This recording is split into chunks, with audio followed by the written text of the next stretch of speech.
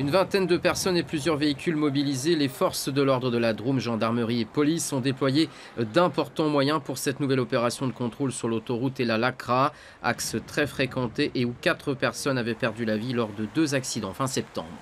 Malheureusement, dans le dialogue entre la prévention et la répression, il est démontré que la répression parle plus à nos concitoyens. Nous en sommes à 213 000 contrôles et infractions relevées à la vitesse depuis le début de l'année, contre 180 000 en 2016, ce qui montre qu'il faut encore qu'on intensifie cette action et qu'on dise ça suffit, il faut que cesse cette hécatombe. En seulement quelques heures, 32 infractions ont été relevées, dont 18 excès de vitesse, avec 3 retraits de permis et 11 usages du téléphone au volant. C'était le cas de ce conducteur de travaux d'Aix-en-Provence.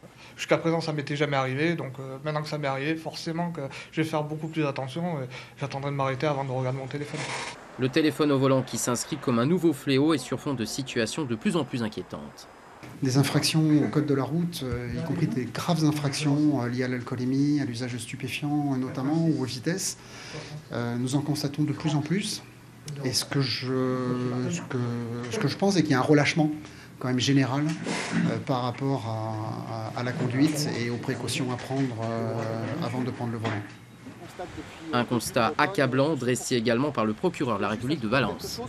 Entre 2012 et aujourd'hui, nous avons eu précisément 200 morts sur la route et quasiment 3000 blessés.